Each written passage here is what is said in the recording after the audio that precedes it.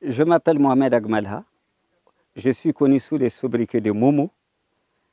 Donc, je suis un enseignant de carrière et j'ai travaillé beaucoup dans les coopérations françaises et allemandes. Et en ce moment, je me retrouve dans les camps des réfugiés de Mbera en République islamique de Mauritanie. Et je suis le coordinateur de ces camps.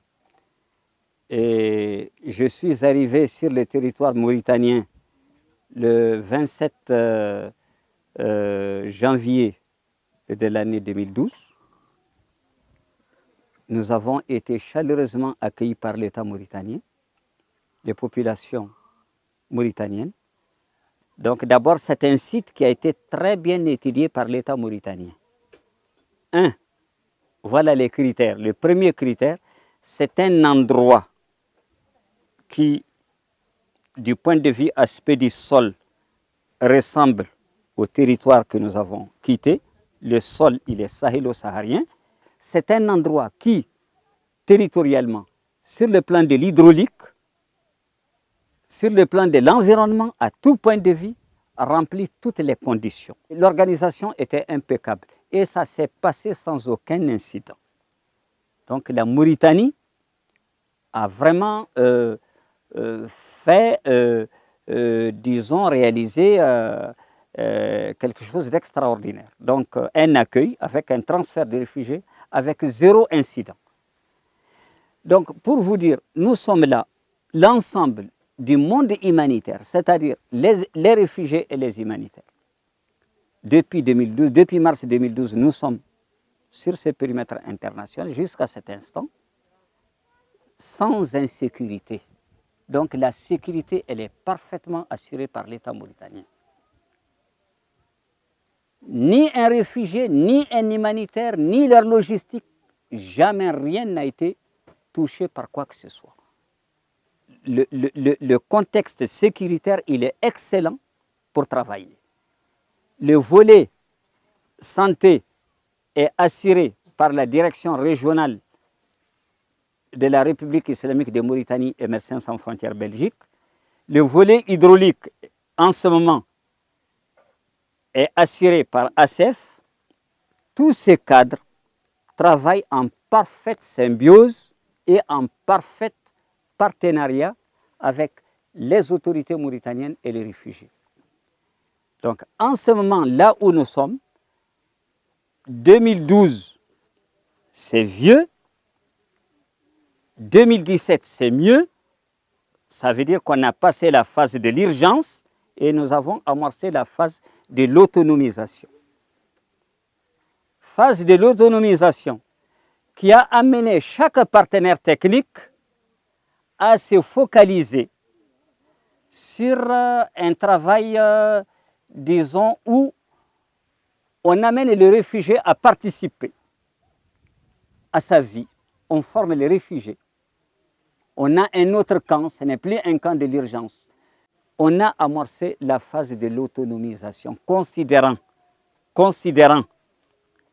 que le contexte sécuritaire au Mali ne profile pas, ne nous amène pas à se profiler pour un retour. Chacun pense à vouloir retourner chez lui, mais à l'impossible, nul n'est tenu. Tout le monde sait que le terrorisme s'est nidifié au Mali.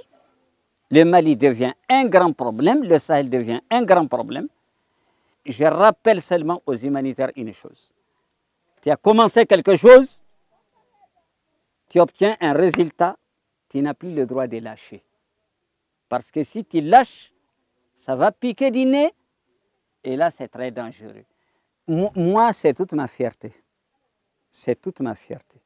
Nous, au Mali, nous sommes un peuple très cosmopolite, d'ailleurs, comme en Mauritanie, dans tout le Sahel. Ici, les dénominateurs communs, c'est trois dénominateurs communs que nous avons dans ces camps-là. Nous sommes musulmans à 100%. Nous sommes ici tous du Mali. Ça, c'est certain, nous sommes tous du Mali. Troisième chose, nous avons tous été chassés par l'insécurité. Donc, on a trois dénominateurs communs. Ça, c'est le papa, la maman et la sœur ou ou les frères. Donc, il est pour nous facile de vivre en parfaite symbiose. Parce que l'islam nous a dit, faites attention. Tout musulman